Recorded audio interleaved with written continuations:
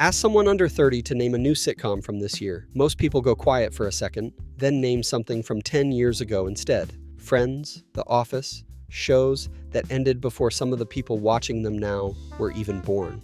That's not really a coincidence. But it's also not quite as simple as people usually assume when they say it. Sitcoms didn't disappear, they just stopped living where most people are looking for them. Well, the other night, I was sitting at the table eating my penis. I mean peas.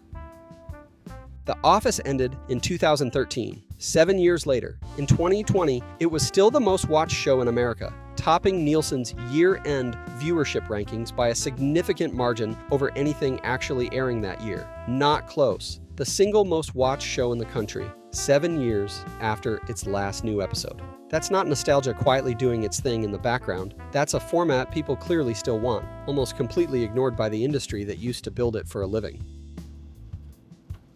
PowerPoint, PowerPoint, PowerPoint. Here's what I'm getting into. Why sitcoms didn't die, they relocated, and almost nobody noticed the move happening in real time. Why the way sitcoms used to make money fell apart from underneath them, not from a lack of audience. Why streaming platforms avoid the format on purpose, and what they build instead. Why comedy specifically needs something streaming structurally can't provide anymore. And why the actual viewing numbers prove the appetite never left, even while new production almost did, right up to this year. A plastic sign? Thank God for the school district, because they gave us $3,000 and I had to spend all of it. You spent all of the money on this? Rush job. Can you believe it's quality? How's that optimism taste? Start with the actual claim, because there are no sitcoms anymore, isn't quite true, and the real version of what happened is more interesting anyway. ABC has kept the format alive on broadcast television, with shows like Abbott Elementary getting renewed season after season, becoming one of the network's most reliable hits since 2021, and proving the format could still work in a completely different media landscape than the one Friends or Seinfeld were built in. And rewarding bad behavior is the opposite of what a principal should do, right? Oh, wait. Repeat what you just said, because for a second it sounded like you expect David to do a job. What y'all doing in here? Never mind. I don't care. Tim Allen's Shifting Gears became one of the most watched new shows on the same network last year. This isn't a format limping along on fumes. It's still capable of becoming a genuine hit when somebody actually bothers to make one. Dad, what is going on with all this mess? Where's your bookkeeper? She didn't work out. She had a mental breakdown. So sitcoms exist, just almost nowhere you'd think to look if you spend most of your time on a streaming platform instead of live broadcast. Streaming hasn't produced a single original sitcom that's broken past a small, niche audience for more than a couple of short seasons since Abbott Elementary proved the format could work again. Broadcast kept building them season after season close to the old rhythm. Streaming almost entirely walked away from the format, while greenlighting nearly everything else. Jacob knows. He's very spirited. Spirited. I could use a little bit more help than that, Jacob. You know, he's confident. That's the real shift, not extinction, relocation. Once you separate those two things, the question gets a lot more interesting than why don't people like sitcoms anymore? Why would the part of the industry most people actually spend their time on now decide to just stop making them, while broadcast keeps going like nothing changed at all? If you do one thing wrong, I'm going to go medieval on your permanent record. Ask yourself, whatever happened to the old discipline?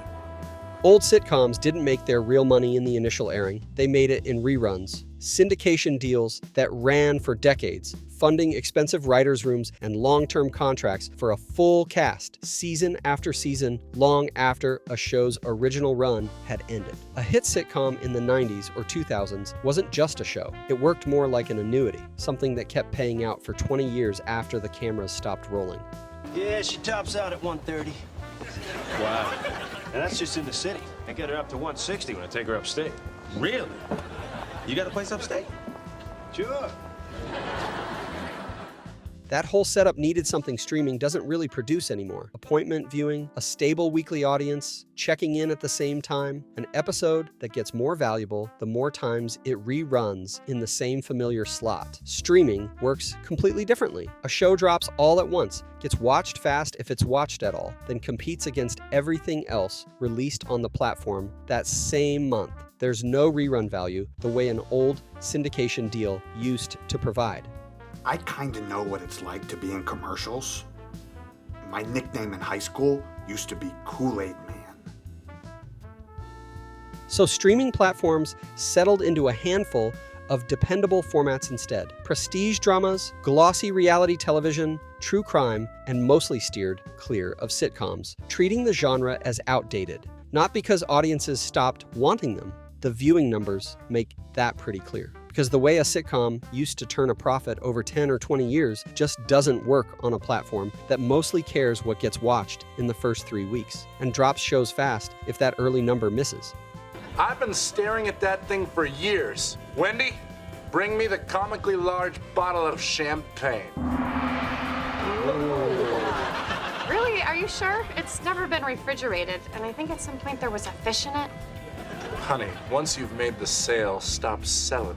This isn't abstract either. Ad revenue for major networks has been declining hard, with NBC Universal and Paramount Global both seeing drops of over 9% driven by softer advertiser demand.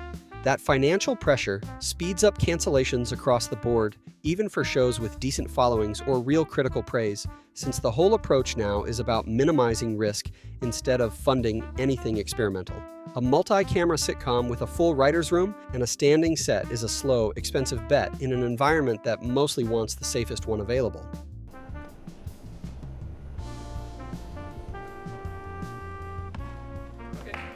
There's a second piece to this, and it's got nothing to do with money. It's about how comedy works as a shared experience. Sitcoms used to function because everyone watched the same episode the same night, then talked about it the next day at work or school around a moment that didn't need any explaining because everyone had just seen the same thing. That shared moment did a huge amount of the actual comedic work on its own. A joke lands differently when you know millions of people are laughing at the same line at the same time than it does watching alone, 3 years later, with nobody around you who's even seen it yet. I'm gonna go hit the monkeys. I mean, go see the monkeys. Streaming broke that almost by design, not as some side effect. Everyone watches on their own schedule now, in their own order, sometimes an entire season ahead or behind a friend who started the same show. No narrative show today captures more than about 5% of American households watching at once, a number that used to mean a show had basically failed and now counts as a genuine hit. Comedy suffers under that kind of fragmentation more than drama does. A twist can still land in isolation, discovered on your own timeline, discussed later once everyone's caught up. A joke needs immediacy. It needs a room, even a virtual one, actually laughing together in real time. Babies are born stupid, and they're really counting on you. They'll touch stuff they shouldn't. They'll eat anything. I'd say half of all our Legos have been through this kid. Probably more.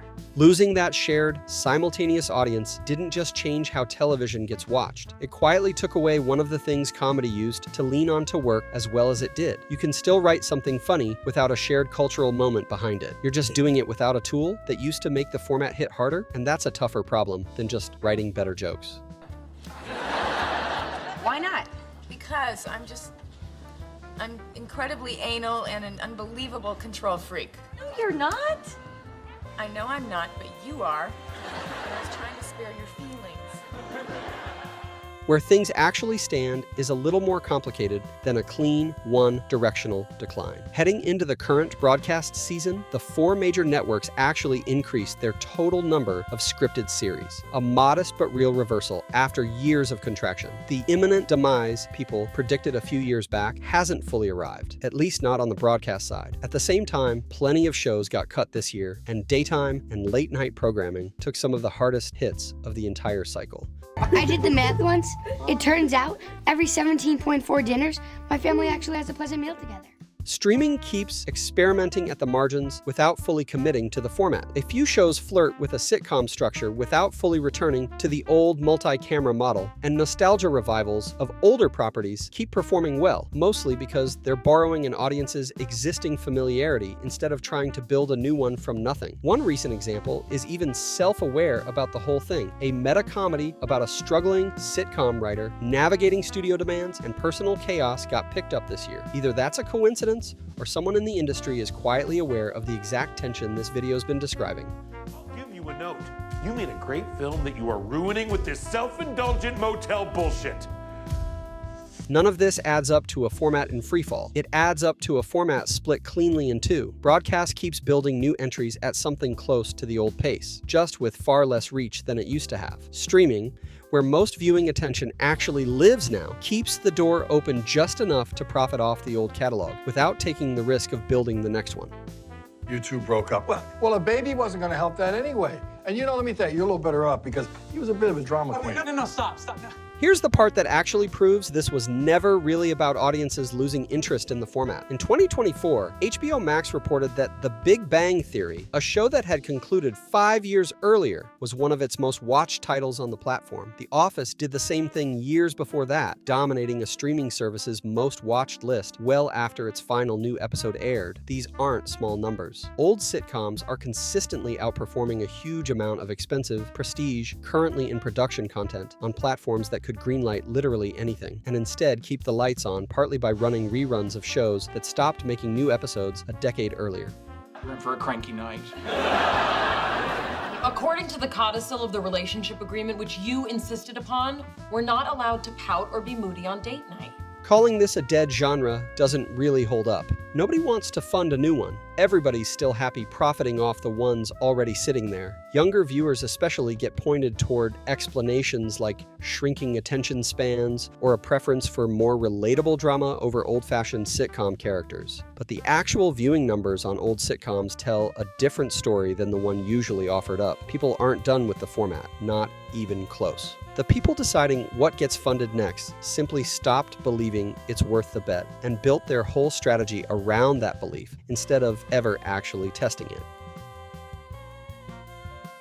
Sitcoms didn't die. They got quietly reclassified, treated as a rerun category worth streaming but not worth funding new, kept alive on broadcast television almost out of habit, and kept profitable on streaming by shows that stopped producing new episodes a decade ago or more. Maybe that's the real joke sitting underneath all of this. And it's a darker one than it first looks. The genre built entirely around people gathering to laugh together at the same thing at the same time got slowly phased out by an industry that doesn't really have a format built for people to do that in anymore. The demand is still there, sitting in the numbers, plain as anything. Nobody making the decisions seems especially interested in answering it.